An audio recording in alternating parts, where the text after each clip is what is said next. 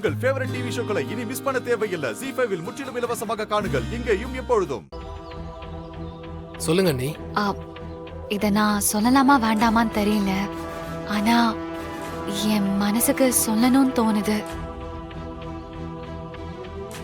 பரவாயில்ல, ஓகே சொல்லுங்க. இல்ல, நீங்க பிசினஸ் தனியா பண்றேன்னு தானே சொன்னீங்க. அதுக்கு வீட்ல இருக்கிற எல்லாரும் ஓகே சொன்னாங்க. உங்களுக்கு தேவையான சப்போர்ட்டும் பண்ணாங்க.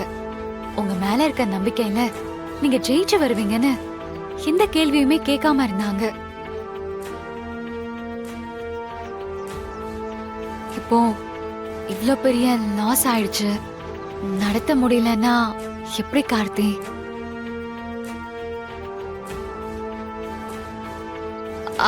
ஆக்சுவலா நீங்க இப்படி ஃபீல் பண்ணிலாம் உட்கார கூடாது. நீங்க தான் அதை எப்படி லாபகரமா கொண்டு வர்றது, இந்த பிரச்சனையை எப்படி சார்ட் அவுட் பண்றதுன்னு யோசிக்கணும். அது உங்க பொறுப்பு. அதை விட்டுட்டு மாமா கிட்ட போய் உதவி கேக்குறது, திரும்ப அவர்கிட்ட பணம் கேக்குறதெல்லாம் எனக்கு சரியா படல கார்த்தி.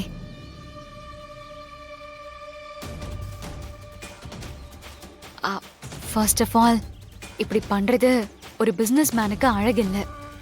ஹெல்ப் பண்ண மாமா இருக்காருன்னு சொன்னீங்கன்னா அப்புறம் உங்களால எப்பவுமே முன்னேற முடியாது. கடைசி வரைக்கும் அவரை டிபெண்ட் பண்ணி தான் இருக்க முடியும்.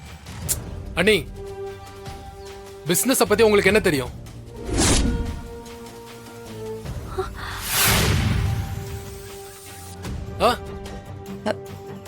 கார்த்தி அத்த, ஒரு நிமிஷம் இருங்க. ஏதோ சின்னதா தோண்டு போய் உட்காந்துட்டா நீங்களா அட்வைஸ் பண்ண வந்துருவீங்களா?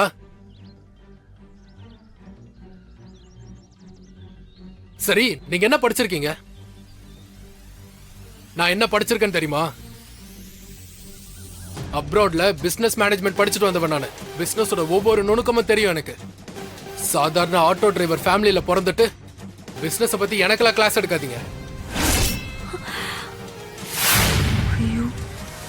இங்க பாருங்க, உங்க வேலை என்னவோ அதை மட்டும் பாருங்க. இந்த மாதிரி தேவையில்லாம என்னோட பர்சனல் விஷயத்துல தலையிடாதீங்க.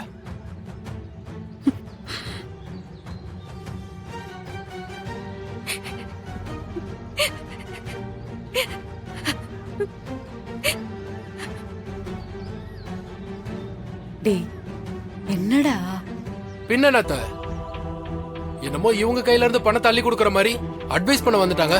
நான் என்ன இவங்க பணத்தையா கேக்குறேன்? என் ஃபேமிலில இருந்து என் அப்பா கிட்ட இருந்து பணத்தை கேக்குறேன்.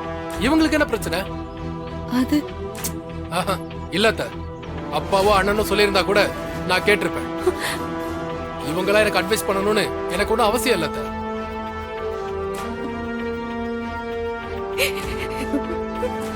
ZEE5 ஆப்பை டவுன்லோட் செய்து அனைத்து எபிசோடுகளையும் இலவசமாக பாருங்க.